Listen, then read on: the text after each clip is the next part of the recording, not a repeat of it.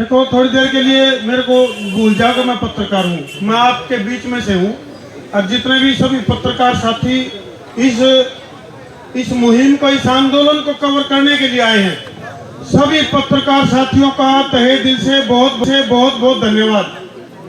तो जितने भी लोग ये जो सामने खड़े हैं, इन मजदूरों को मजबूर बना दिया। क्या बना दिया? मजबूर। ये बहुत बड़ी क्रांति की शुरुआत है, बहुत बड़ी क्रांति की शुरुआत है ये।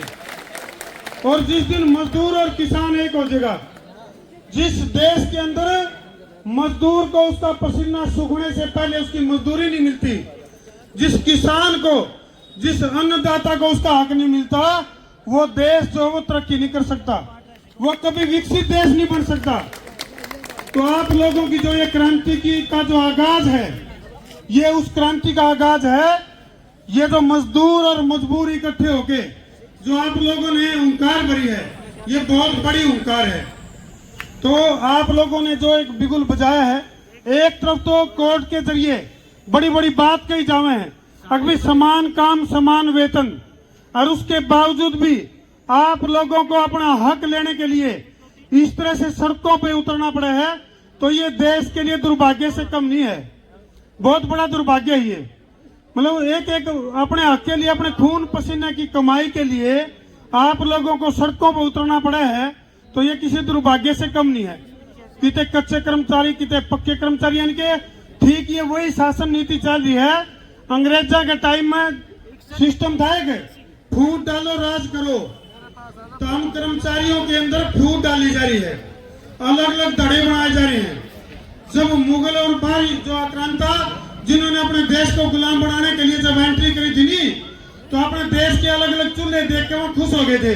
अब ये राजपूता का चूल्हा है, ये जाटा का चूल्हा है, ये गौड़ है, इधर ब्राह्मण है, इधर कुमार है, तो भाई ये उस फूट का फायदा उन्होंने उठाया और अपने देश को गुलाम बना लिया।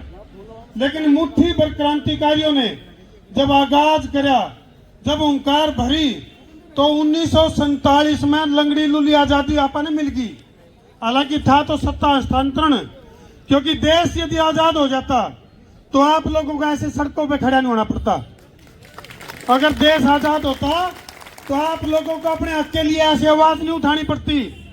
इसका मतलब कहीं ना कहीं देश की आजादी के ऊपर बहुत बड़ा सवालिया निशान है कि जब एक मजदूर को अपनी मजदूरी के लिए इस तरह से हुंकार भरनी पड़े है, तो इसका मतलब बहुत बड़ा सवाल है कि वाकई में देश आजाद है। ये बहुत बड़ा सवाल है। तो यह जो आप लड़ाई लड़ रहे हैं, यह एक बहुत छोटी लड़ाई है। इसके बाद बड़ी लड़ाई आपने लड़नी पड़ेगी।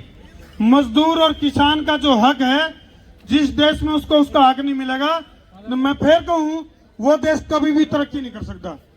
और इस लड़ाई में मजदूर, किसान और शोषित, वंचित, दुखी, असहाय और जो पत्रकार साथी हैं, उन सब ने एकजुट होकर साथ देना पड़ेगा, जिब जाके यह जंग जीती जा सके। दोनों हाथ खड़े कर लो सारे, और गले गले आवाज भी आते, इनकलाब इनकलाब इनकलाब, जय जवान जय जवान जय जवान। चलो धन्यवाद साथियों।